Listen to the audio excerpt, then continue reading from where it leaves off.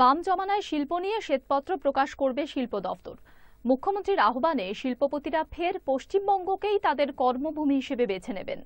শিল্পোন্নয়ন নিগমে এক সাংবাদিক সম্মেলনে দাবি করলেন শিল্পমন্ত্রী। বাম জামানায় শিল্প বিনিয়োগ নিয়ে শ্বেতপত্র প্রকাশ করতে চলেছে শিল্প দফতর। 1990 সাল থেকে 2011 সাল পর্যন্ত কটি শিল্প প্রকল্প বাস্তবায়িত হচ্ছে তার সমস্ত বিবরণ থাকবে ওই শ্বেতপত্রে। শিল্পমন্ত্রী পার্থ চট্টোপাধ্যায় জানান, বাম আমলে 4710টি শিল্প প্রকল্প রূপায়ণের ইচ্ছা প্রকাশ করা হয়েছিল, তবে শেষমেশ দেখা গিয়েছে তার মধ্যে 800টি বাস্তবায়িত হয়েছে। তিনি আরও বলেন যে শিল্পপতিরা রাজ্য থেকে মুখ ফিরিয়ে নিয়েছিলেন, তারা মুখ্যমন্ত্রীর আহ্বানে ফের রাজ্যে ফিরেছেন। টাটার বিষয়টি নিয়ে শিল্পমন্ত্রী জানান, বিষয়টি এখনো বিচারাধীন, পরে বিষয়টি নিয়ে ভাবনা চিন্তা করবেন তারা। অপেক্ষা করুন, আমরা একটা শ্বেতপত্র বের করছি।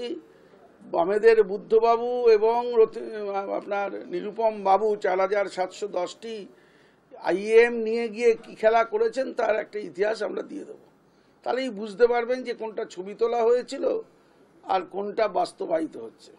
মুখ্যমন্ত্রী তার মুম্বাই সফর থেকে ফিরে স্ট্যান্ডিং কমিটির বৈঠকে যে সংস্থাগুলিকে জমি দেওয়া অনুমোদন করেছিলেন তাদেরকে আজ শিল্পমন্ত্রী অ্যালটমেন্ট লেটার দিলেন। 10টি সংস্থার হাতে এই চিঠি তুলে দেন শিল্পমন্ত্রী পার্থ চট্টোপাধ্যায়।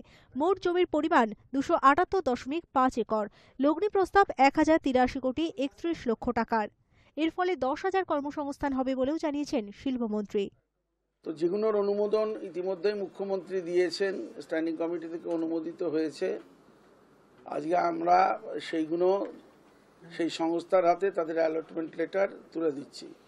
শুধু এইটাই তাদের কাছে আমাদের বক্তব্য থাকবে যে সময়কাল নির্দিষ্ট করা হয়েছে সেই নির্দিষ্ট সময়কালের মধ্যেই যেন তারা তাদের সংস্থার কাজগুলো সম্পন্ন করেন।